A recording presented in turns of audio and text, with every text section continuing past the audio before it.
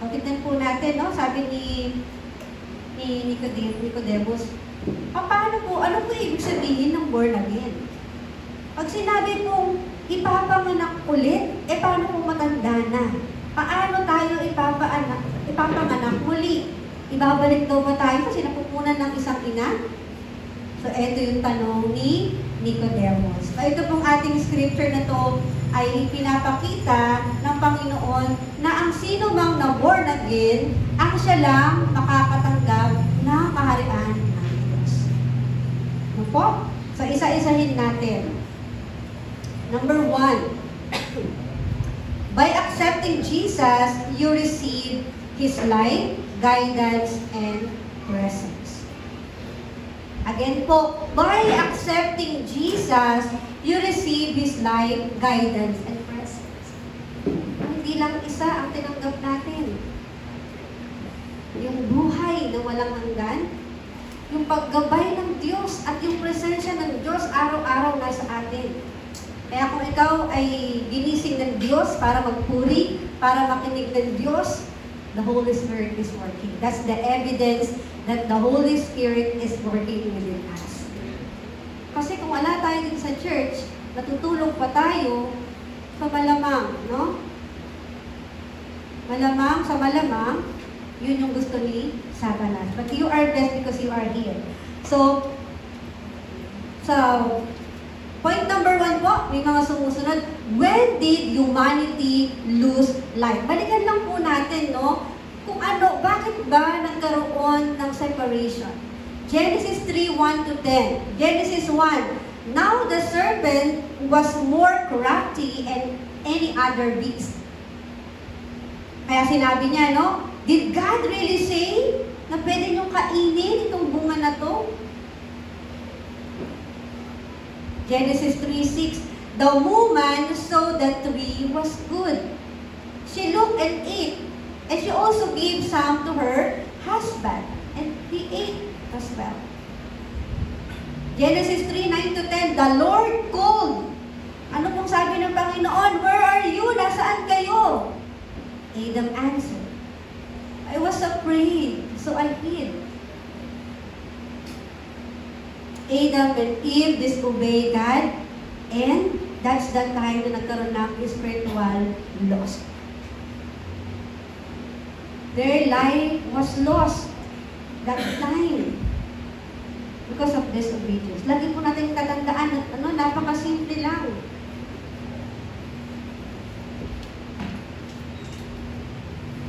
Kaya sinasabi, hindi naman daw namatay yung tao that time.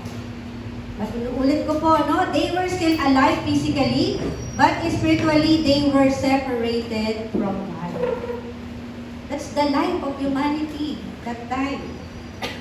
Until now, na mga hindi nakakakilala sa Panginoon. Humanity, spiritually, died here, no? Ang tinatawag natin doon ay separated from God. Kaya kung gusto niyo pong i-meditate how man lost, basahin po natin ang Genesis 3, verses 1-10. Katulad po ng ating cellphone, without charger. No? Parang ang ganda-ganda, iPhone 17. May 17 na ba? Tama ba? No? Pero kapag ka walang charger, eventually, maluluba, mamamatay. That's humanity looks like. Kapag ka wala yung Panginoon, or disconnected tayo sa Panginoon, wala na yung source of life. No? Kaya tayo importante. Importante na araw-araw, hindi lang Sunday tayo okay. Hindi lang tayo Sunday dapat sinisipag. Manalangin, mag-meditate, mag-evangelize. No? Tulungan natin yung sarili natin. This is all about self-battle.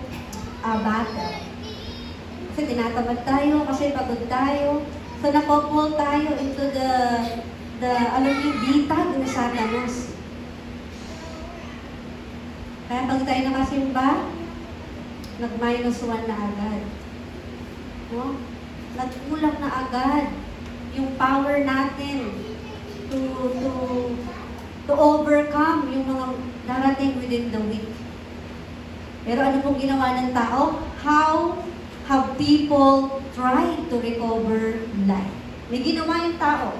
No? Kung babasahin natin yung Genesis, nung pinalaya sila sa Garden of Eden, may ginawa yung tao to recover. Para makabalik dun sa life. Inside the Garden of Eden, inside the happiness. No? People try to fix spiritual death through religion. Pag ito po sinabing religion, it talks about or thinking about rituals. Kung ano na yung nakasanayan natin, no? That create life. Kaya ang daming ginawa ng tao, nagsamba or sumamba sa kung ano-anong bagay para ma-recover lang. Asa na ang Diyos? Nawawala na yung Diyos. Kaya ang daming na-create na religion. Maraming tao na they live religiously. Sinasaktan nila yung sarili nila. Para lang masabi na ito, isa to sa mga gagawin ko para mabawasan yung kasalanan ko, makabalik ulit ako sa Diyos. Ano pa po? Through good deeds. Mabuting gawa. Hindi po masama na gumawa tayo ng mabubuti. Pero ano yung focus natin kung hindi natin kilala ang Diyos? Kahit gumawa ka ng gumawa, no? Hoping moral behavior can restore life through good deeds. Ito yung ideology ng karamihan. But we cannot restore life through good deeds. Kahit pakainin pa natin lahat ng tao sa Pilipinas, if we are separated from God, it's useless. Ano pa po yung ginagawa ng tao? Success and achievements. They study hard. They work hard. They become famous. Lahat ginawa ng tao. No? Believing happiness comes from accomplishment. But again po, we should know the purpose of our life. It's useless without life, without Jesus. And then ano pa po? Pleasure. Chasing satisfaction to fill the empty space in the heart. So sometimes, we have empty space. So paano napupunan yun? Gumagawa tayo ng bagay para mapunan yung mga empty space, yung kulang sa atin. But again, no, none of this restore life. Wala. So paano po yun? Hindi kayo magiging mabuti? Hindi kayo gagawa ng mabuti? Hindi po yung tinutukoy dito. Ang importante, ma-restore yung life within Christ. Kaya meron tayong assurance of salvation. After nun, hindi lang doon, ay ligtas na ako, thank you Lord. Hindi lang po doon, hindi dapat tayong gawin. What does it mean for the Holy Spirit to be with you? Romans 8:23. We have the first fruit of the Spirit. We groan inwardly as we wait for the redemption. Ibig sabihin po na to, having the Spirit means God lives inside you as a guarantee of new life. Kaya po sinabing assurance. Hindi lang sinabing salvation. Katiyakan, no, ng kaligtasan. Tiyak ka na assured ka na meron ka ng new life. Imagine po, no, kung ating sasakyan ay, ano tawag doon? Yung dinidikit para makita kung nasaan ka, GPS. Tama ba yun? GPS. No, kapag in-install to sa car, syempre, baka ano yung direction, tamang direction. It guides us, no?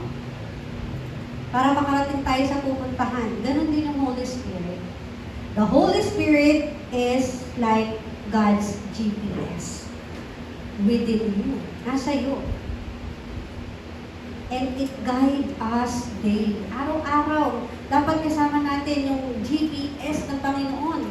Ano po yung GPS natin? The Holy Spirit. Kaya kung hindi mo alam paano ka mag-pray, mag-pray ka. Ask the Holy Spirit. Lord, fill me with the Holy Spirit.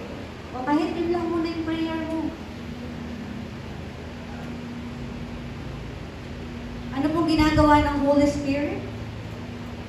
No, what does the guidance Holy Spirit mean? John 14:25. These things I have spoken to you while I am still with you. But the Helper, the Holy Spirit, will teach you all things and remind you of all I said. Kaya anong sabi niyang Panginoon sa mga disipulo nung aalis na siya? Sabi niya, mahirap mabuhay bilang Kristiyano.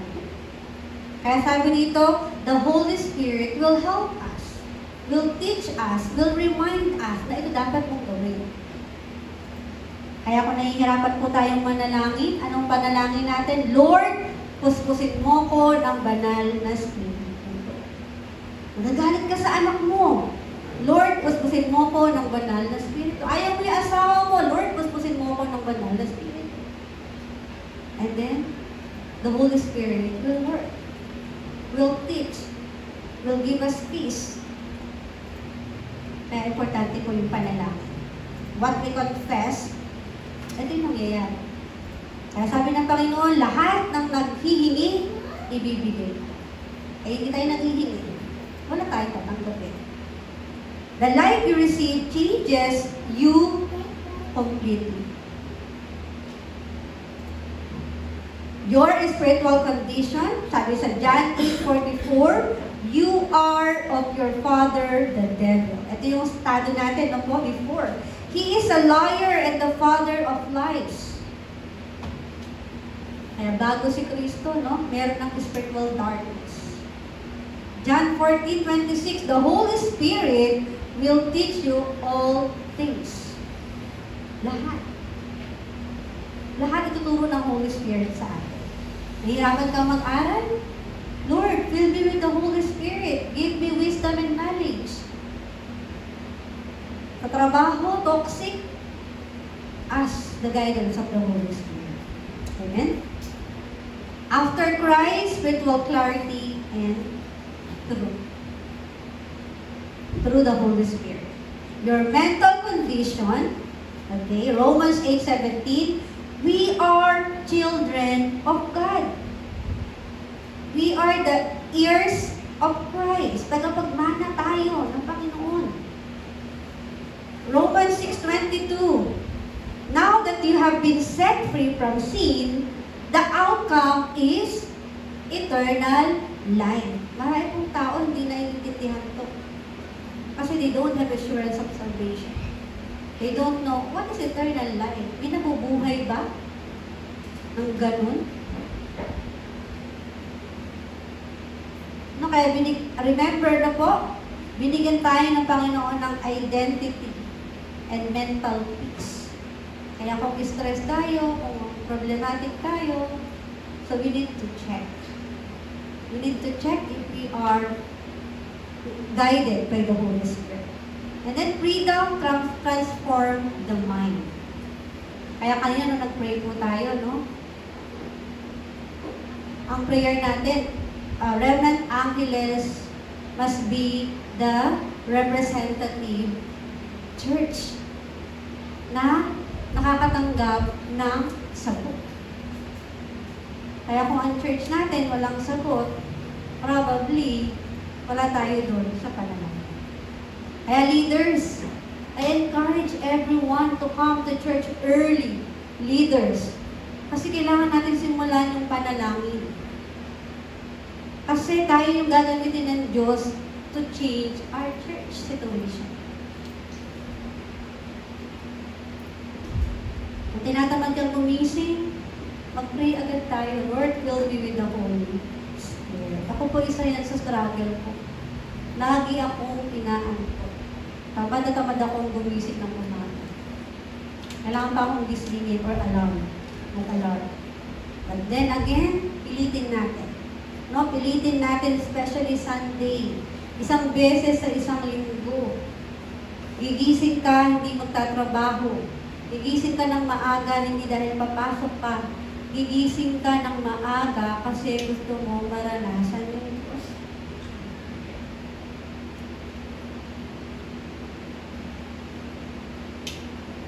Ephesians 2:2, you once walked following the world and the prince of the power of the air. Ito yung tinatawag na yung old habit control us. Talaga, pag Sunday, susubukan ka ng Diyos. No, leaders, let's support remnants. Let's support praise team. Nagpupuri sila dito. Ang hirap naman nagpupuri, walang tao. So leaders, please come to church early so we can experience the power of God through praise and worship. Amen po ba? Amen. Amen. We need to help each other. We need to support each other. Ito pala yun, no? Ngayon ko lang na-realize. Kasi yung tayo, gusto natin magpagamit.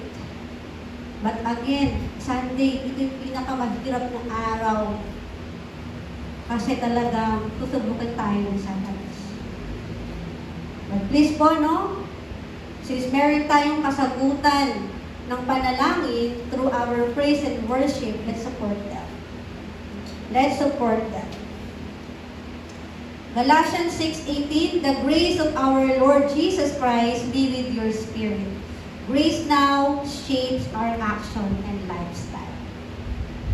Imagine, no? Dati ganito ako, dati ganyan ako. Meron ako napanood sa TikTok. Isa siyang lahat ng rituals, alam niya. Basta parang meron palang specific study about doon. Astrology ba yung tawag doon? Basta mayroon term, hindi ko lang maalala. And then, she believes in God. So ngayon, ang content niya sa TikTok is all about teaching about Christ, paano siya na-transform bilang Kristiyano. So even the lifestyle, the action change when you believe Christ. Dati ganito ginagawa niya, but because of Jesus, nabago yung buhay niya. No? Because of the grace of God. Point number 2, now has this new life been given to us? Or how has this new life been given to us? Paano po ba? The beginning of faith. Unang-una because of your faith. Yung babaeng dinudugo ng how many years? 12 years ba yun? Sa Bible? Ang nahawakan niya lang pala, hindi yung pinakalayo, yung garments, no? Yung parang belt ni Jesus. Nahawakan niya. Because of her faith, gumaling siya. Sobrang daming tao that time. Pero sabi ni Jesus, sino yung humawak sa akin? Sabi ng mga ka-disciple, sobrang dami ng tao, hindi malalaman kung sino yung humawak sa'yo. No? It begins to your faith. Ephesians 2:8-9. For by grace you have been saved through faith. This is not your own doing. Not by works, but by the grace of God. Because of your faith, dahil naniniwala ka. Sa business, it will take you to the many situation or risk. Pag nag-business ka, hindi ka laging panalo. Minsan mananalo, minsan talo. O kaya talo ka muna bago ka manalo. Pero yung kaligtasan,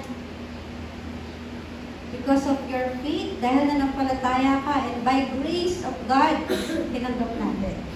John 1:13, who were born not of blood, nor of man's will, but of God. Faith begins with God. Because you believe, no? Mag-grow na yung ating pananampalataya. Paano siya binigay, yung salvation natin? Because of our faith. Ano yung content ng faith natin? John 3:16. For God so loved the world that He gave His only Son, that whoever believes in Him shall not perish but have eternal life. This is the core of the Bible. No? This is the content of faith. John 3:16. The heart of the gospel. because of God's love. No? Whoever believes in His name, hindi na siya mag-perish. But meron siyang eternal life. Guarantee yan ng Panginoon. Kaya kung nagda-doubt ka pa, be filled with the Holy Spirit. And then, foundation of faith. Ano yung foundation of faith natin? 1 Peter 1 verse 3. You have been born again through the living and enduring Word of God. Okay? You have been born again. This is the foundation of our faith. Bago na ako. I am a new creation. I have new life in Christ. No? We have the core of our faith, is John 3:16, and the foundation of our faith is 1 Peter 1:20. The Word is the seed of our new life. Kaya the more na nakikinig tayo, merong buto, may seed, may good seed na kailangan mag-grow. Kailangan diligan, kailangan maarawan, kailangan ng magandang hangin. And we can get all of those requirements para mag-grow ka inside the church. Hindi po natin yan nakukuha outside the church. We need to grow our faith. Point number 3 po, how do you grow in this new life? Paano tayo mag-grow? Unang-una po, pinapaalala sa atin that we must be born again. Again po, no, yung religion po natin, hindi born again. This is the content of the Bible that Jesus helped us to be born again. Genesis 1:27. This is our identity. God created man in His own image. We have now the image of God. Hindi na tayo yung may imahe ni Satanas. We are now have the image of God. Genesis 1:27. Ephesians 2:1. You were dead in your trespasses and sin. Wala na po yung nakaraan. John 3:3. Unless one is born again, he cannot see the kingdom of God. So tayo po, we have the kingdom of God. Ano po yung kingdom of God? Meron tayong peace. Meron tayong joy na nanggagaling kay Kristo. And I pray na maranasan natin yung kingdom of God. Kaya po, no, spiritual lives begin sa spiritual birth. Naalala niyo po ba yung time na tinanggap ni Diyos? Yung unang tumayo ka sa harapan, yung unang sumimba ka sa Remnant Angeles Emmanuel Church, is that your spiritual birth? Spiritual lives begin to our spiritual birth. Kung tayo ay nabuhay muli, ipinanganak muli. Ang ngalawa po, we must feed on spiritual milk. Our milk is God's Word. 1 Peter 2:2. Katulad ng isang newborn babies, no? Crave pure spiritual milk so you may grow. So nawa tayo din po. We need to eat a lot of spiritual food para mag-grow ang ating pananampalataya. Kapag kumain ka isang beses sa isang linggo, ano po mangyayari sa atin? Pag isang beses lang sa isang linggo, magugutom, manghihina. Katulad po na, if you read the Bible only on Sundays, ano po mangyayari sa atin? Kapag Sunday lang, ang spiritual life natin will also be weak. Kapag Sunday lang tayo, nag-aaral ng salita ng Diyos. We have prayer meeting, no? Kahit sa bahay, have everyday devotion. Ay sabi ko sa ating mga praise team, magkaroon kayo ng scheduled prayer. I-announce doon. Mag-pray tayo na, okay, tanungin nyo sila, anong prepared time nyo mag-pray? Kanyari, gabi, after the school, after the work, 9 p.m. Mag-pray tayo sabay-sabay. May magpapaalala o prayer time na natin. Okay, alarm nyo na yung cellphone nyo to pray. Whether mag-pray sila o hindi, basta ikaw, isa sa inyo, nagpaalala. No? Kailangan natin palakasin yung spiritual life natin. May isa sa inyo nag-send ng quotation or Bible verse about encouragement. Kasi not all the time we're okay. Diba? Hindi araw-araw okay tayo. Pero dahil sa isang kaibigan mo, dahil sa isang miyembro ng Remnant Angeles Bible Church, nag-gain siya ng strength. Dahil sa'yo. Alam niyo ba si Carlo? Hindi ko akalain. Nagturo doon sa sinabi niya, magiginhaway ka maramdam ko. So because of the simple word that you say.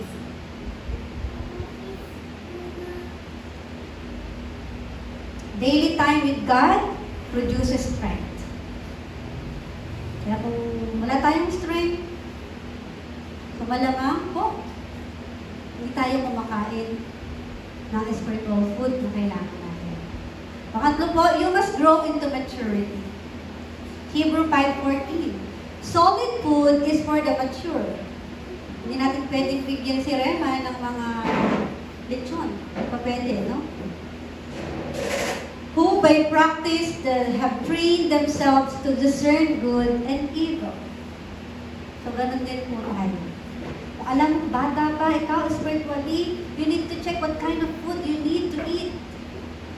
Kung di ka pa malakas, so nawa po ma-discern natin what is good and evil every day. No? Growth requires practice and obedience. Kasi kung mas magaling tayo sa nagsasalita o sa leader natin, sabi nung pinakinggan ko, ikaw na lang ang pumalit sa Kanya kung hindi ka susunod. O ikaw na lang ang pumalit sa Diyos kung hindi ka susunod sa Diyos. Again po, yung paglago natin because of our practice and obedience. Again po, no? Nagkasala ang tao, nagkaroon ng problema ang tao because of disobedience. But when you obey, you will be in strength.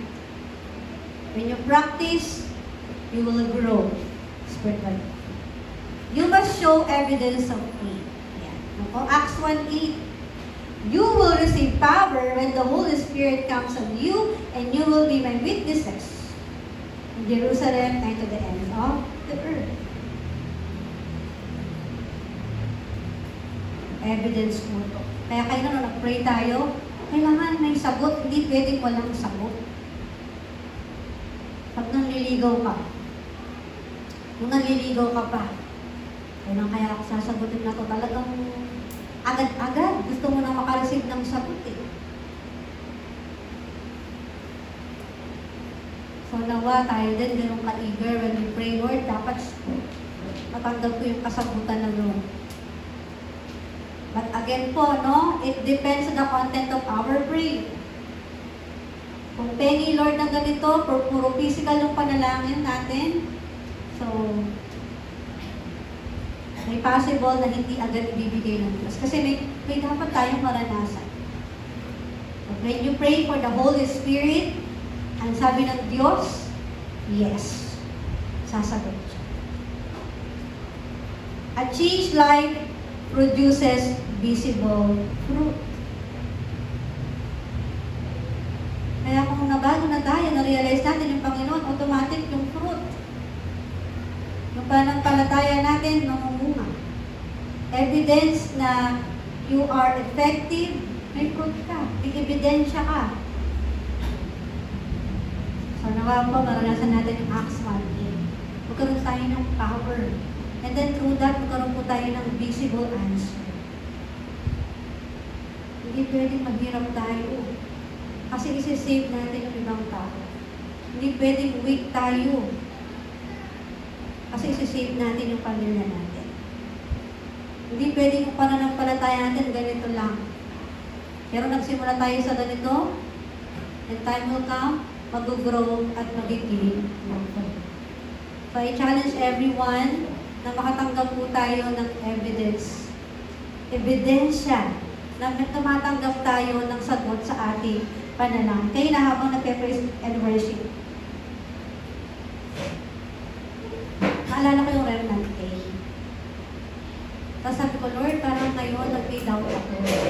Pero nung unang nag-remnant day, sabi ko, Lord, wala kami kahit ano. Pero the Lord will provide. The Lord provides yung time na yun. Pero ngayon, so Lord, bakit may doubt ako? So I change again the content of my prayer. So minsan gano'n.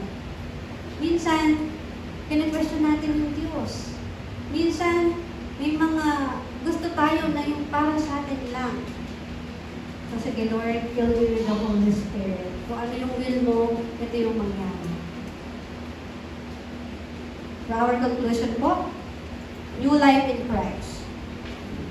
Yung bagong buhay, it is given. Hindi mo siya na-earn. Pag kasi sinabi natin na-earn, you work hard for it. But it is only given. Alam mo, para binigyan ka ng gift, sa'yo mo, sa'yo to ha, special yan. Carlo, ito, sa'yo to, special to. Wala kang ginawa. You only believe and accept Jesus. Ang ginawa mo lang, para sa akin po yan, thank you po. Binigay ng Diyos.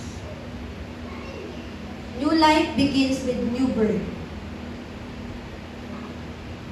Hindi ka na yung dating ipinanganak na normal lang. Matao. You are a new creation with Christ, within Christ.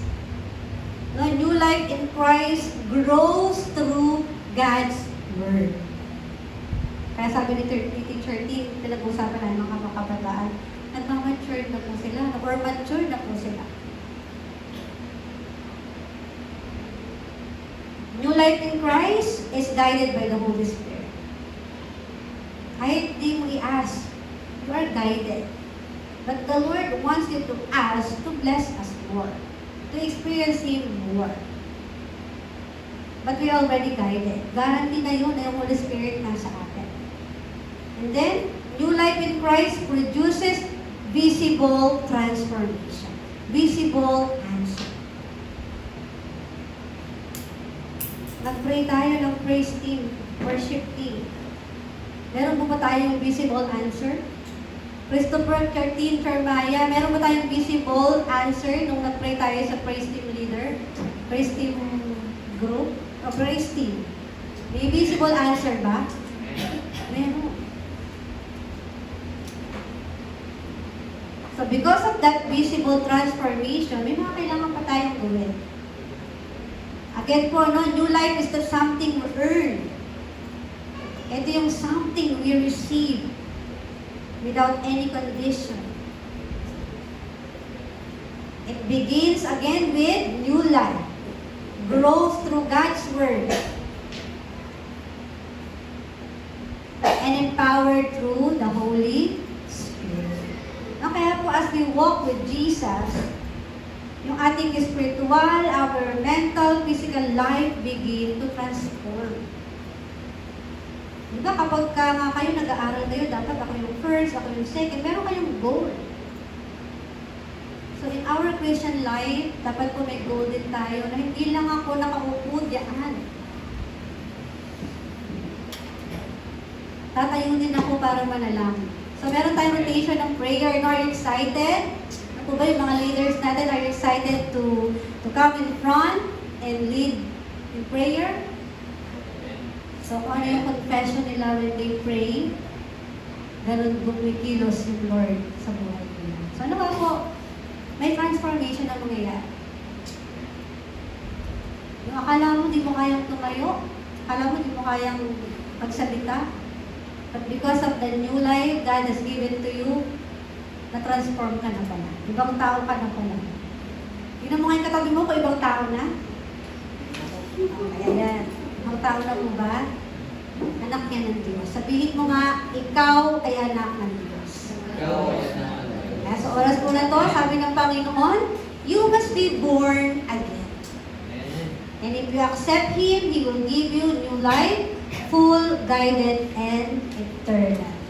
Yun yung binigay sa atin. Nagpapala ko po kayo sa pangalan ni Jesus, nawa po sama-sama natin maranasan yung bagong buhay na binigay ng Diyos at sama-sama po natin palaguin yung pananampalataya natin. Tayo po'y manalangin. Salamat, Panginoon, sa kabutihan mo. Salamat dahil nagkaroon kami ng assurance of salvation na hindi namin nakukuha kahit kanino at saan. Salamat dahil binigyan mo kami ng maliit na pananampalataya kasi liit ng buto ng mustasa, Panginoon. And someday it will grow and will bear much fruit. Sa mga oras to, Panginoon, marami kaming doubt, marami kaming alinlangan. Minsan di kami naniniwala sa salita mo, but Lord, tulungan mo kami through the Holy Spirit. Teach us, help us, transform us, Panginoon. And we are praying na magkaroon kami ng visible answer, visible transformation, Panginoon. Kaya Lord, sa katigasan ng ulo namin, sa hindi namin pagbibigay ng concentration sa salita ng Diyos, Panginoon, tulungan niyo po kami. Pagalingin niyo po kami, bigyan niyo kami ng kapayapaan na nagmumula sa iyo. Sa oras ng Panginoon, dadaanan naman kami sa isang linggo. Paano namin ipapakita na meron na kaming bagong buhay? Nagutin mo kami, Panginoon, lalo na sa mga pag-aaral, sa aming trabaho, Panginoon, sa schedule na meron kami within the week. Guide us with your Holy Spirit, Panginoon. Ang susunod na Sunday, Panginoon, we are happy, Panginoon, to testify na kami ay nakatanggap ng visible answer. Kami ay nakatanggap, Panginoon, ng bagay na hindi namin naakala na makukuha namin. Because we believe, because of our faith, binago mo kami. Kaya Lord, sa iyong papuri, pasalamat sa aming pangalan ni Jesus. Amen.